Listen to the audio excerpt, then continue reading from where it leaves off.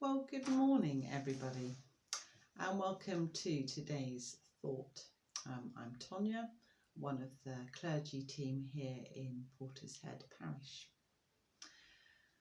So, I wonder, do you ever Sabbath? I mean, properly Sabbath. Taking time to just be in God's presence. Ideally, it should be a whole day, but sometimes it might just be a moment. But in that moment or day, it's seen as holy.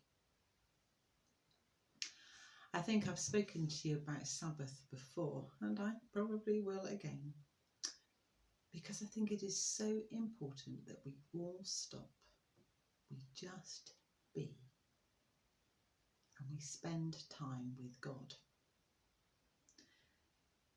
Ever since 2025 arrived, I feel like I've been on overdrive.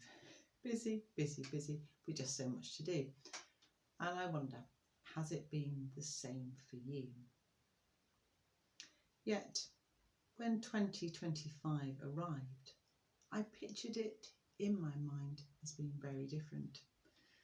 I pictured myself taking or grabbing those moments just to be still, just to stop, and just to fully be in God's presence. Well, we're 2/3 of the way through the first month of this year, and as yet, I don't think I've done it in the way that I want to. I haven't done it properly. I wonder, is any of this resonating with you? When I was on sabbatical last year, Sabbathing was a vital part of this time. Whilst off, I read many books, but there is one book in particular that has stayed with me, and it's this book. It's called The City is My Monastery by Richard Carter.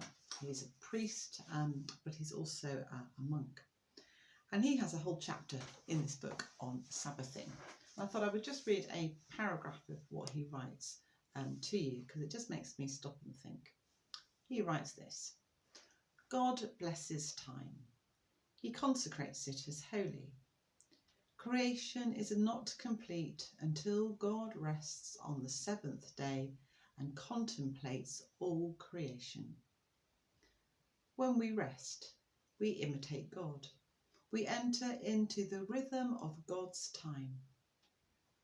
In order to do that, we need to disconnect from our compulsive busyness.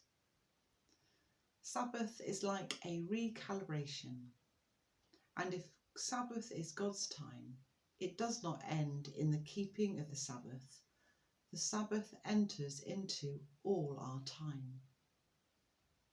When we keep Sabbath, everything we can be is infused with that sense of God's presence. Each day there can be Sabbath places and spaces which reconnect our immortal souls with our reason for living. Each of our silent times can become windows of this Sabbath time, infusing the day with God's time, opening up a new dimension of our lives. Window into God's time. So I wonder, are you feeling the need to recharge? Or the need that your battery needs a boost? If yes, then I think perhaps Sabbathing is something you and I ought to seriously do. Taking time, stopping, gazing out, and seeing God's wonderful world and giving him or her praise. So I'm planning on Sabbathing once a month throughout 2025. I'll let you know how I get on. If you want to do the same, then maybe you could let me know how you've got on. I would love to hear from you.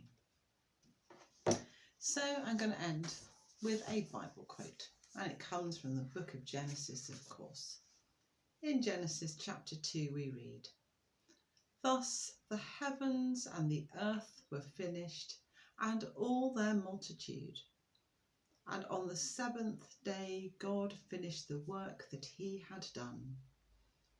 So God blessed the seventh day and hallowed it, because on it God rested from all the work he had done in creation." Ought we to do the same? Happy 2025.